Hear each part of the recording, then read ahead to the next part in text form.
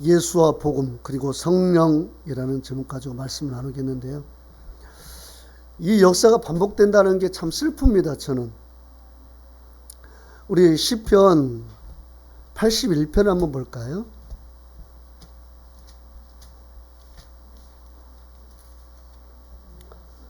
(10절) 보겠습니다.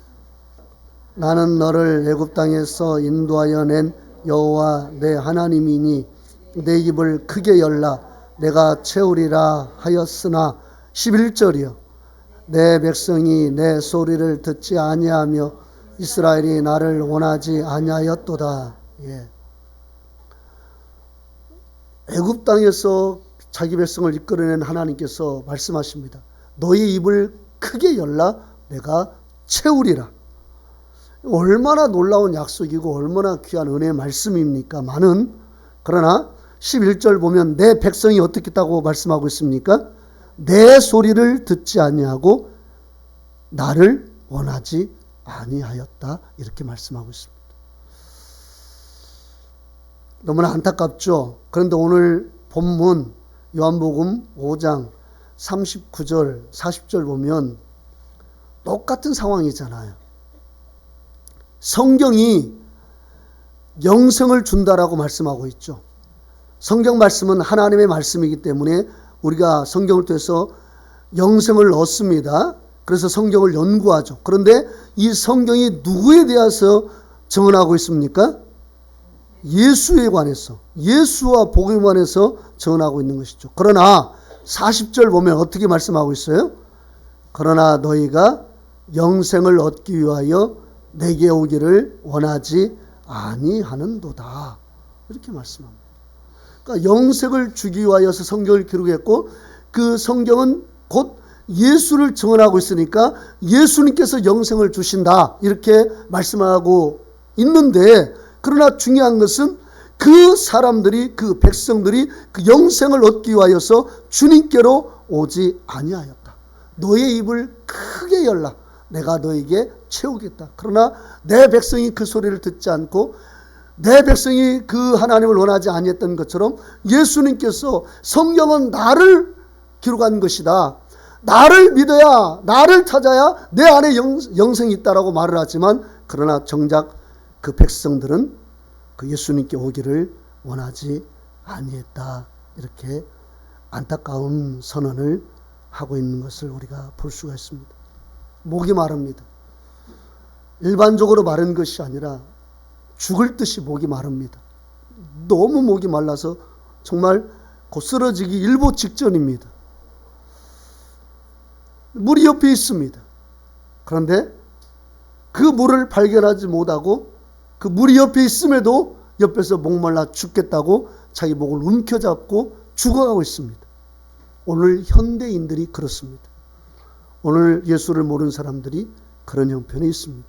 또 예수를 믿는다고 하지만 정작 하나님 말씀을 제대로 몰라서 진리를 옳게 분별하지 못하면 믿는다고 하지만 구원에 이르지 못하는 그런 안타까운 일들이 얼마든지 있을 수 있다라는 것이죠. 성경이 옆에 있습니다. 진리 말씀이 옆에 있습니다. 영생 말씀이 옆에 있습니다. 오늘날 성경이 인쇄된 이후로 지금까지 전 세계적으로 오늘까지도 가장 많이 팔린 책은 성경입니다. 그러니까 아예 성경책은 제껴놔요. 어느 나라에서든지 전 세계적으로 어떤 책의 통계를 낼 때 성경은 아예 제껴놓습니다. 왜냐하면 성경은 영원히 가장 많이 팔린 책이기 때문에 성경을 제껴놓고 베스트셀러가 무엇인가 그 다음에 따집니다. 성경은 따지지 않아요. 왜? 너무나 많이 팔리니까.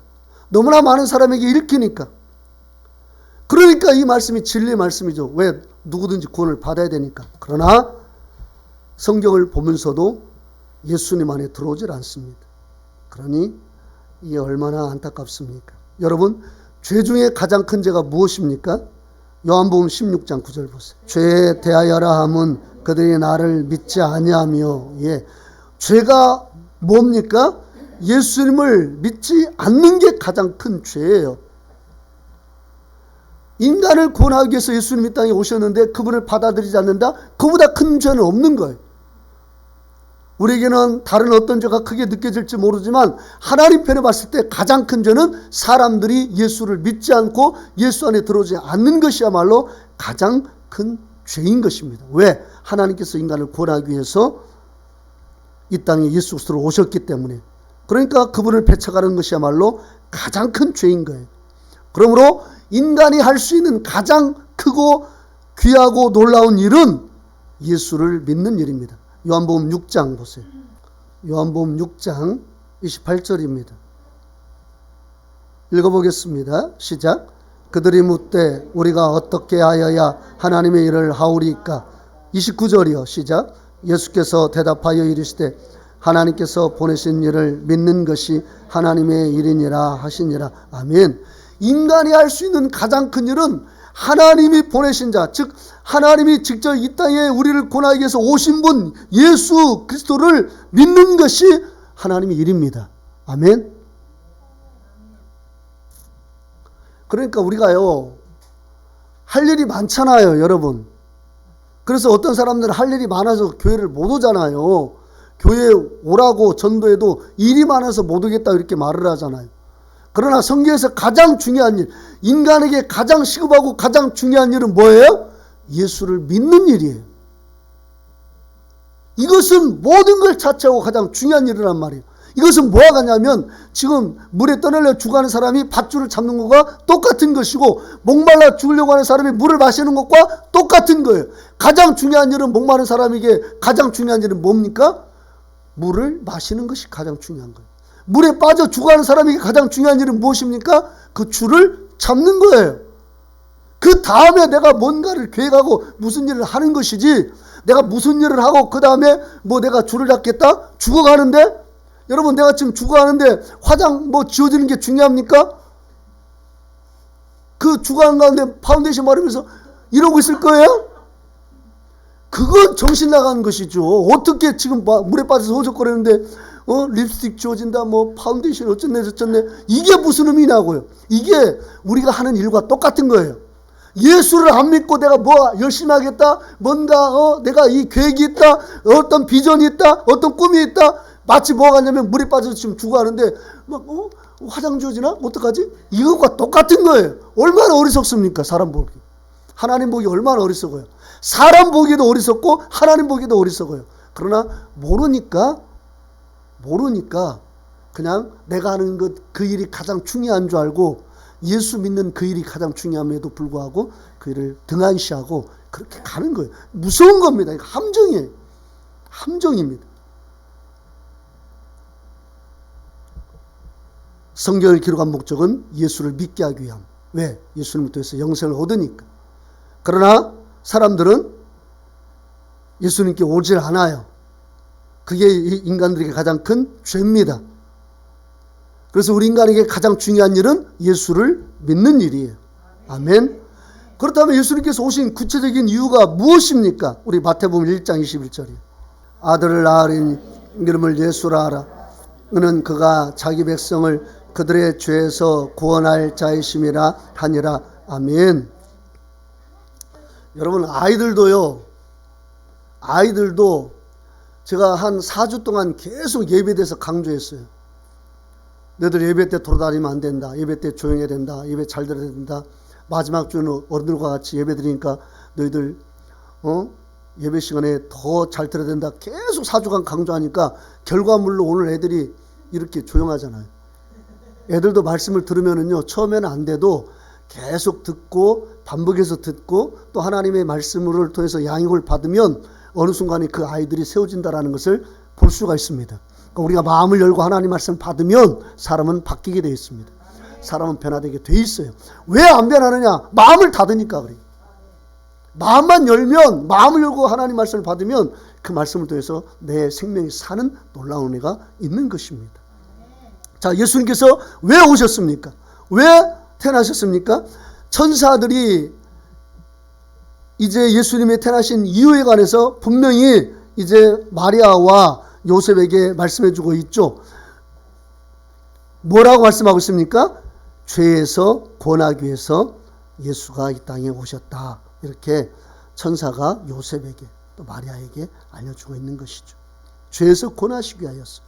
예수님 역시 그렇게 말씀했습니다. 마태복음 9장 13절. 너희는 가서 내가 긍휼을 원하고 제사를 원하지 아니하노라 하신 뜻이 무엇인지 배우라. 나는 의인을 부르러 온 것이 아니요 죄인을 부르러 왔노라 하시니라. 아멘. 예수님은 의인을 부르러 온 것이 아니라 누구를 부르러 왔다고요? 죄인을. 그럼 예수님 당시 의인이 있었습니까? 없었어요. 그럼 누가 있었습니까? 의인이라고 생각하는 사람만 있었어요. 이게 중요한 겁니다. 당시 바리새인들은 자기가 의롭다고 생각했습니다. 이 누가복음 18장 보면 자기를 의롭고 생각했던 사람들. 그러니까 예수님께서 내가 그러니까 의롭다고 생각하는 사람을 부르는 것이 아니라 죄인을 부르러 왔다. 그러니까 의인은 없지만 의롭다고 생각하는 그 사람은 하나님 앞에 올 수가 없는 거예요. 그러니까 왜 오늘날 사람들이 교회를 안 오느냐? 사실 죄 지은 사람보다도 자기가 스스로를 의롭다고 생각하는 사람이 훨씬 더 예수님을 안 믿습니다. 왜냐하면 예수님은 죄인을 부르러 왔거든요. 그러니까 의롭다고 생각하는 사람은 못 믿어요. 그러니까 바리새인들이 끝까지 예수님을 배척하고 죽이는 것입니다. 자, 예수님 오신 목적이 죄인을 부르러 왔다. 죄인을 권하러 오셨다. 이렇게 말씀하고 있죠. 사도들은 어떻게 증거했습니까? 사도행전 5장 31절 보세요. 이스라엘의 회개함과 죄사함을 주시려고 그를 오른손으로 높이사 임금과 구주로 삼으셨느니라. 예, 사도들이 사람들에게 복음을 증거할 때, 예수님을 전할 때에 예수님의 뭘 증거했습니까? 회개하고 죄사함을 주시기에 예수님이 오셨다라는 것을 증언하고 있는 것입니다. 이것을 증언하는 것이 얼마나 중요한지 40절 보세요. 40절 읽어보겠습니다. 시작.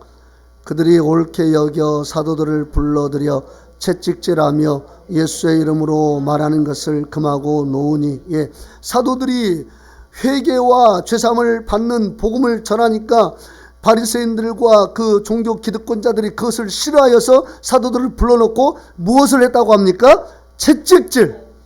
여러분 채찍으로 한번 맞아 보셨습니까? 여러분 회초리로 맞아 봤어요? 회초리로 맞아본 친구들. 민준 회초리로 맞아봤어요? 간증을 좀 해주세요. 일단 마음은 억울할 거야. 내가 잘못했던지 간에 맞는 건 무조건 억울해요. 그리고 엄마한테 따졌을 거야. 왜 나를 때리냐고. 좋아요. 그 다음에 회초리를 맞을 때 아팠어요? 안 아팠어요? 아팠죠? 정신이 번쩍 들죠? 다시는 안 맞아야겠다 이런 마음이 들죠? 비록 돌아서면 있지만, 돌아서면 잊어요. 하지만 맞는 순간에는 이거 장난이 아니구나 그렇게 느껴요. 왜? 너무 아프니까. 회초리도. 채찍은요 이루 말할 수가 없습니다. 채찍 끝에 무거운 납덩이나 날카로운 것들이 달려있어서 때리면 그냥 살찜이 떨어져 나가고 이거는 이루 말할 수가 없는 거예요. 그런 고통을 당하면서도 사도들이 여전히 어떡합니까? 자, 41절 보세요. 41절 시작. 사도들은 그 이름을 위하여 능욕받는 일에 합당한 자로 여기심을 기뻐하면서 공의 앞을 떠나니라. 예. 오히려 능욕받는 것, 또 그렇게 채찍으로 맞아서 그냥 큰 고통을 당하는 것을 그냥 기뻐했다고 말씀하고 있습니다. 왜? 예수 그리스도를 통하여 우리가 회개하고 돌이킬 때 죄사함을 얻을 수 있는 길이 예수님을 통해서만 있기 때문에 사도들은 그렇게 했던 것입니다. 누군가를 구원할 수 있다면 내가 좀 고통을 당하고 내가 좀 아픔을 당하고 내가 핍박을 받아도 누군가를 복음을 통해서 구원할 수 있다면 예수 이름을 통해서 그 길을 가겠다는 겁니다. 누가? 사도들이. 왜? 예수 안에 죄사함이 있으니까. 복음 안에 죄사함이 있으니까. 그래서 그들이 42절에 어떻게 해요? 시작.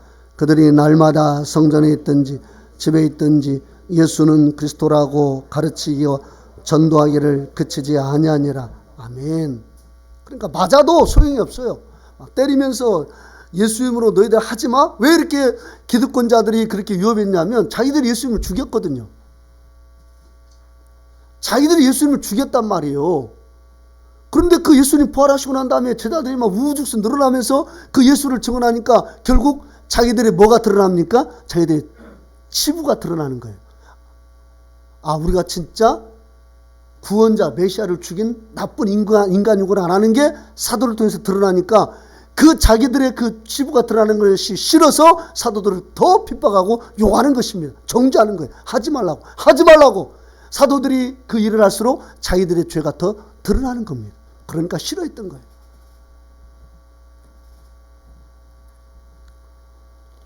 하나님 앞에 죄 지은 인간에게 가장 중요한 것은 죄의 문제 해결이고, 그 해결책은 예수를 믿고 복음에 순종하는 것이기에 어려움, 핍박, 고난, 여러 가지 말할 수 없는 고통이 찾아와도 사도들은 예수와 복음을 전했고, 예수님은 그 예수와 복음을 사람들에게 알게 하기 위해서 친히 십자가로 가셨고 부활하셨습니다. 집사들도 여기에 동참했죠. 사도행전 8장을 보세요. 우리 집사님들이 어떻게 했는지 봅시다. 8장 35절, 사도행전 8장 35절. 빌립이 입을 열어 이 글에서 시작하여 예수를 가르쳐 복음을 전하니. 아멘. 빌립 집사가 이디오피아에서 온 이 내시가 다시 고국으로 돌아가면서 성경을 읽고 있는데 이사야 53장을 읽고 있단 말이에요. 그런데 소리내서 읽고 있는데 빌립이 그것을 들어요. 그러면서 이 뜻을 아느냐? 야, 가르쳐주는 사람이 없는데 내가 어떻게 이 이사야 53장의 권한받은 종에 대해서 알 수가 있느냐? 그러니까 빌립 집사가 거기서 시작해서 바로 그 권한받는 종이 예수다 증언하면서 복음으로 연결되는 것을 볼 수가 있습니다. 그러니까 예수를 가르친다면 반드시 무엇과 연결돼야 돼요? 복음과 연결돼야 됩니다. 복음을 전하니까 어떻게 해요? 36절 시작. 길 가다가 물 있는 곳에 이르러 그 내시가 말하되 보라 물이 여기 있으니 내가 세례를 받음에 무슨 거리낌이 있느냐. 38절이요. 이에 명하여 수레를 멈추고 빌립과 내시가 둘 다 물에 내려가 빌립이 세례를 베풀고 둘이 물에서 올라올새 주의 영이 빌립을 이끌어간지라. 내시는 기쁘게 길을 가므로 그를 다시 보지 못하니라. 아멘. 스데반 집사님, 빌립 집사님도 예수와 복음을 전하는 것에 그의 삶을 바쳤죠. 물론 그가 행정적인 일도 했지만 그도 여전히 복음을 전하는데 최선을 다했고 그의 삶을 주님께 드렸습니다. 왜냐하면 죄의 문제를 해결하는 길이 바로 예수와 복음 안에 있기 때문에 집사님들도 그랬죠. 심지어 사도행전 7장 보면 스데반 집사님은 복음을 전하다 어떻게 했습니까? 순교를 당했죠. 여러분, 설교가요, 어떤 분은 그래요. 우리 목사님은 본문 설교도 아니고 강해 설교도 아니고 도대체 저 설교는 무슨 설교일까? 도대체 듣도 보도 못한 설교를 하시는데, 그런데 성경에서 봤을 때 설교는요, 제가 이렇게 하는 설교가 맞습니다. 성경에서는 본문 설교, 강해 설교 없어요. 그냥 보면 다 사도들이 예수와 복음을 전하기 위해서 구약 성경 구절 막 인용하면서 예수와 복음을 전했어요. 그러니까 설교는 결국 성경 말씀을 풀어서 그걸 옳게 진리를 분별해서 성도들에게 전해주는, 그게 진짜 하나님이 기뻐하시는 설교 말씀이에요. 물론 강해 설교 근다고 제가 본문 설교를 부정하는 거 아닙니다. 그것도 얼마든지 할 수 있어요. 그러나 성경적으로 봤을 때 가장 성경적인 설교는 말씀을 계속 우리가 보면서 그 말씀 안에서 하나님의 뜻을 깨닫고 말씀으로 증거하고 말씀으로 증명하고, 그래서 말씀 안에 굴복시키는 것. 그게 사도행전 7장에 이 스데반 집사가 한 설교예요. 스데반 집사가 본문 하나 가지고 한 것이 아니라 이스라엘 역사를 총망라하면서 구약의 모든 성경을 들어서 하나님을 증거하고 있고, 그래서 복음을 전했을 때 그들이, 스데반 집사님은 말씀을 듣고 그들이 어찌할꼬 하면서 베드로 설교를 듣고 회개하고 침례받다 듣던 것이 아니라 어찌할꼬 하면서 이를 갈면서 그냥 스데반 집사를 죽여버리죠. 어쨌든 간에 성경을 이렇게 들어서 성경을 여러 가지 말씀을 보면서 초대교회들은 설교했고 말씀을 증언했다는 것을 알 수가 있고, 그 증언했던 것은 뭐냐면 바로 예수 그리고 복음, 그 예수와 복음을 통해서 죄의 문제가 어떻게 해결될 수 있는가를 그들은 증언했습니다. 그러면 예수님께서 천사들도 죄의 문제를 해결하기 위해서 메시아가 오셨다 말씀하고 있고, 예수님도 내가 죄인을 구원하기 위해서 오셨다고 말씀하고 있고, 사도들 역시 죄의 문제를 해결하기 위해서 오셨다고 말씀하고 있고, 증언했다고 말씀하고 있고, 그 다음에 집사님들도 복음을 전하다가 그들이 어려움을 당했고, 그러면 죄사함을 받는 유일한 길, 그 복음 안에 있는데 구체적으로 어느 것이 죄사함을 주는 유일한 길입니까? 바로 예수 이름으로 받는 침례죠. 자, 사도행전 2장 38절을 보겠습니다. 베드로가 이르되 너희가 회개하여 각각 예수 그리스도의 이름으로 침례를 받고 죄사함을 받으라. 그리하면 성령의 선물을 받으리니. 아멘. 죄사함을 받기 위해서 반드시 어떻게 하라고요? 예, 각각 회개하여 각각 개인적으로 개별적으로 예수 이름으로 침례를 받아야 된다. 그러면 죄사함을 받는다. 이렇게 말씀하고 있죠. 그러니까 우리가 죄의 문제를 해결할 수 있는 유일한 길은 예수 이름으로 받는 침례입니다. 자, 사도행전 22장 16절 보세요. 이제는 왜 주저하느냐? 일어나 주의 이름을 불러 세례를 받고 너의 죄를 씻으라 하더라. 예, 예수 이름을 불러 침례를 받고 무엇을 씻으라고요?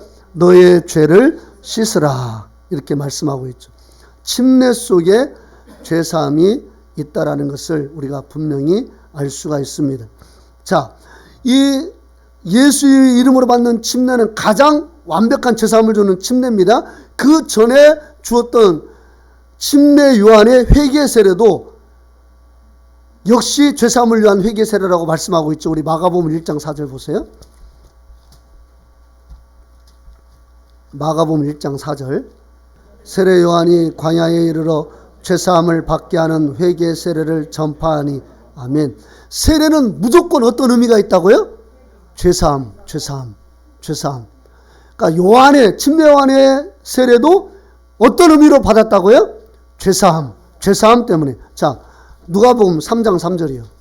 요한이 요단강 부근 각처에 와서 죄사함을 받게 하는 회개 세례를 전파하니. 예, 침례 요한의 회개 세례도 어떤 의미가 있다고요? 죄사함, 죄사함의 의미가 있다고 그랬습니다. 그러나 이제 예수님께서 죽으시고 부활하신 다음에는 이 회개 세례를 베풀었던 침례 요한의 세례 대신에 어떤 세례로 대체됐습니까? 예수 그리스도 이름으로 받는 침례. 그러니까 침례는 똑같아요. 의미는 다 죄사함입니다. 그래서 성경은 계속해서 침례가 죄를 씻는 것이다 이렇게 말씀하고 있죠. 에베소서 5장 26절에서도 이는 물로 씻어 말씀으로 깨끗하게 하사 이렇게 말씀하고 있죠. 여기서 물로 씻으라는 것은 바로 침례를 의미합니다. 침례를 통해서 우리가 죄가 씻음받는다는 것을 알 수가 있죠. 그리고 말씀으로 깨끗하게 하였다는 것은 우리가 침례 받을 때 예수 이름으로 받을 때 그 예수 이름의 능력이 우리와 함께 하기 때문에 깨끗해진다는 것을 분명히 알 수가 있는 것입니다. 디도서 3장에서도 그렇게 말씀하고 있죠. 중생의 씻음과 그러니까 거듭나기 위해서 물로 씻는 것이다. 그러니까 물로 죄를 씻는 것이다. 이렇게 3장 5절에서 말씀하고 있죠. 그러니까 침례는 무조건 무엇과 관련되어 있다? 죄의 문제를 해결하는 것.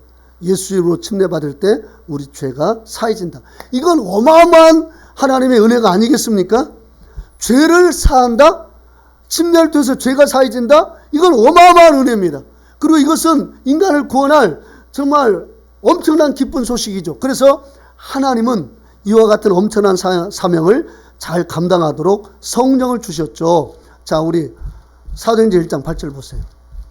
오직 성령이 너에게 임하시며 너희가 권능을 받고 예루살렘과 온 유대와 사마리아와 땅끝까지 이르러 내 증인이 되리라 하시니라. 아멘. 자, 땅끝까지 이르러 예수의 증인이 되게 하기 위하여서 성령을 주시겠다라고 말씀하고 있죠. 그러면 성령은 너에게 성령이 임하면 너희가 권능을 받을 것이다. 그래서 땅끝까지 이르러서 내 증인이 되는데 어떤 증인? 마태복음 28장 19절 보면 너희는 모든 족속으로 제자를 삼아 아버지와 아들과 성령의 이름으로 세례를 주라. 그리고 내가 분반 모든 것을 가르쳐 지키게 하라. 이 증인이 되라는 거예요.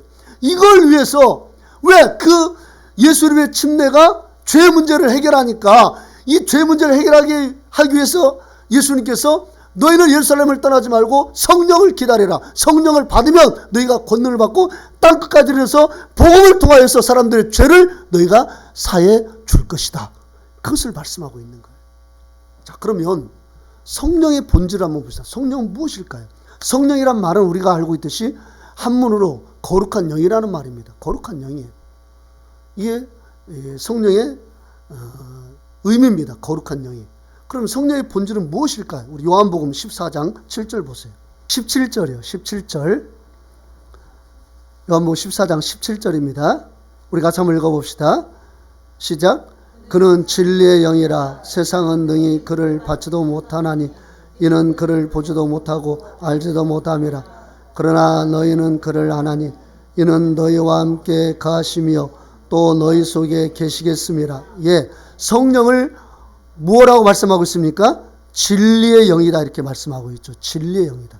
성령의 본질은 진리의 영입니다. 자, 베드로전서 4장 14절 보세요.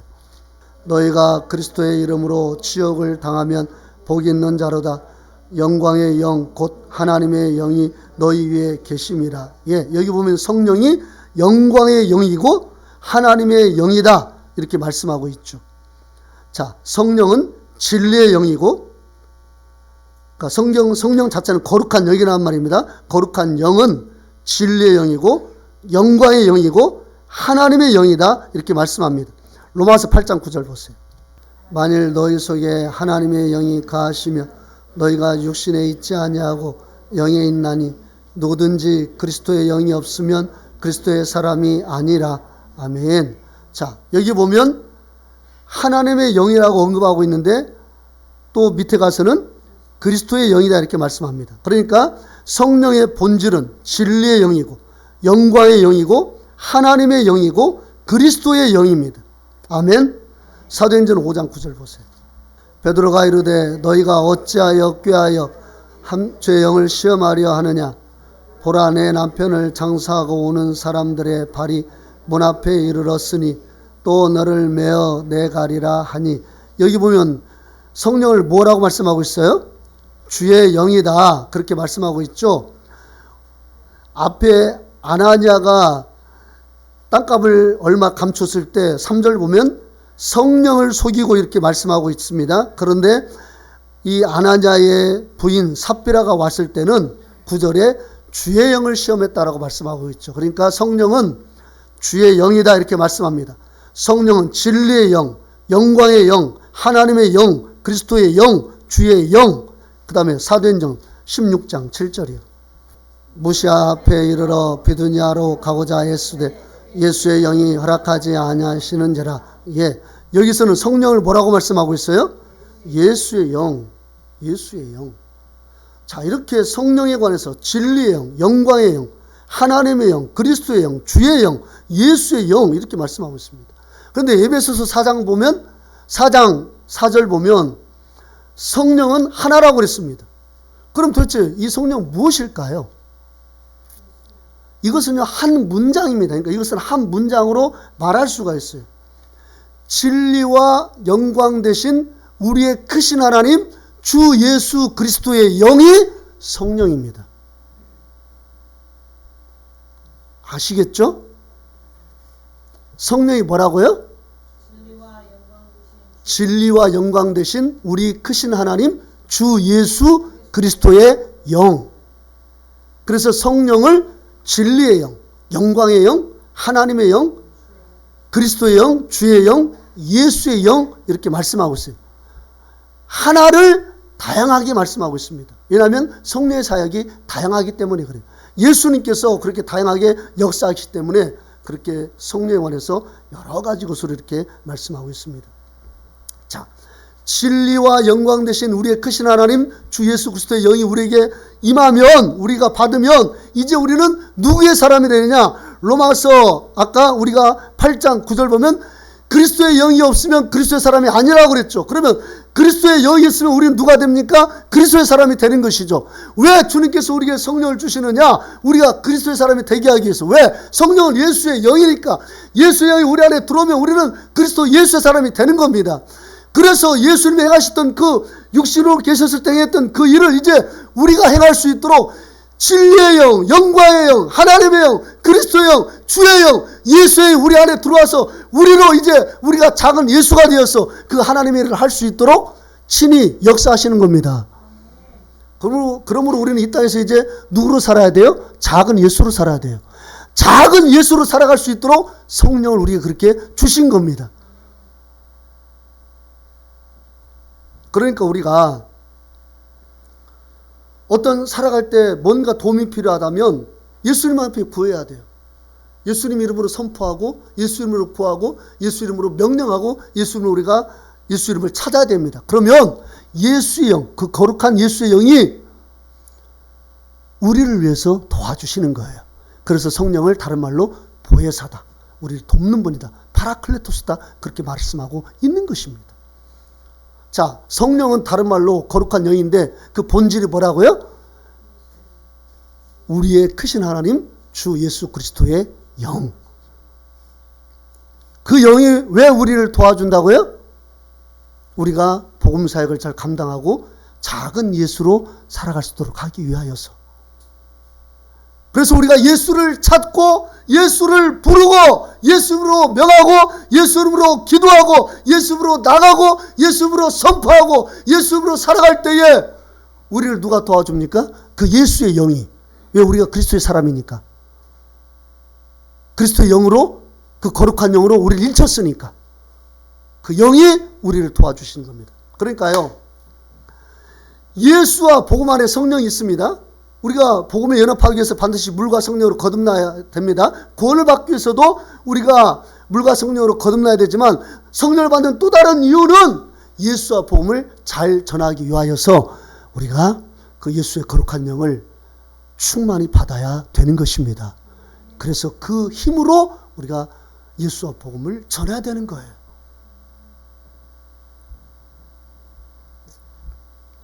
여러분, 예수를 부르십시오. 예수를 찾으십시오. 예수님 은혜를 갈망하십시오. 예수 이름으로 선포하십시오. 예수 이름으로 명하십시오. 예수 이름으로 전진하십시오. 뭘 하든지 예수 이름으로 하십시오.